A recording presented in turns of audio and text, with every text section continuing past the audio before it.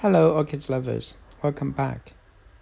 A few days ago in my Orchids in Bloom for January video, I showed you this beautiful orchid. As I said in that video, I'm not sure about the parentage of this orchid. What I do know is that it is a hybrid of Phalaenopsis gigantea. Why am I so sure? First of all, if you take a look at the leaves, they are huge. They measure more than 20 centimeters. As far as I know, in the realm of species Phalaenopsis, only gigantea has such huge leaves. And then, let's take a closer look of the flowers. As you can see, the patterns, the colors, the shape, everything just look very much like that of a Phalaenopsis gigantea. The only difference that I can detect is that my particular hybrid has a certain kind of yellowish background, while most giganteas, I think, have a whitish background. Interestingly, the intensity of the yellow is much less this year than last year when I just got it.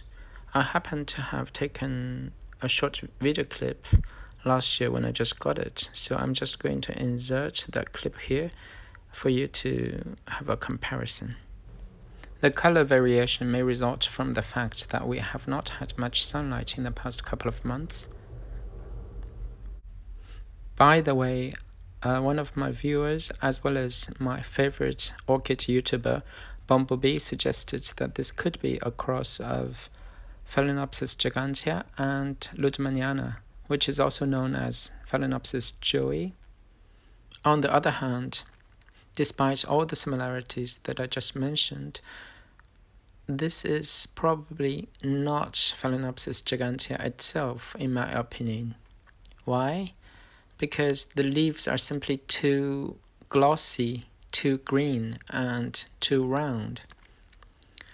As far as I know, Phalaenopsis gigantea has light green leaves with more of a matte finish, and they are not as round as these. To illustrate what I mean, I happen to have Phalaenopsis gigantea by my hand. Here it is. As you can see, the leaf is light green, and it seems to be covered with a certain layer of white fuzziness.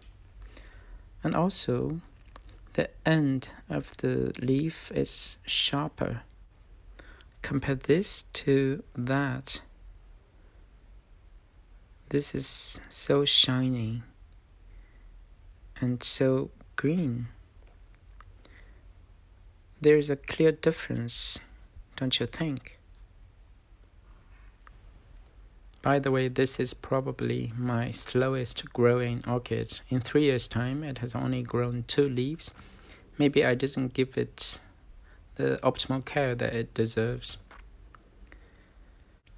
Okay, back to this orchid.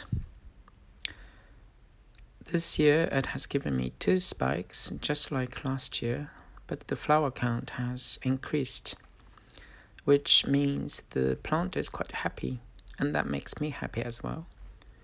I didn't stake the spikes at the beginning, and then when I wanted to, it's already too late. That's why the spikes are now hanging down. Compared with Phalaenopsis gigantea, this hybrid is much more vigorous. It has grown 3 leaves, the 3 newest leaves in the last year. So 3 leaves in 1 year versus 2 leaves in 3 years. That's the difference.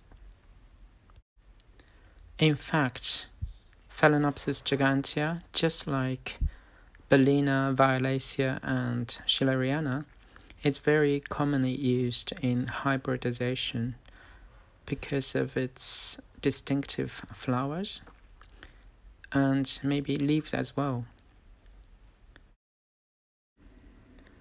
I also have a few other hybrids with gigantea in them, such as Phalaenopsis gigabel, which is a cross of gigantea and Bellina.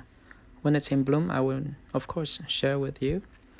So that's it for today. Not so much new information, just the blooms, because this orchid is relatively rare and it's hard to come by a mature plant. That's it. Thank you very much for watching. Bye.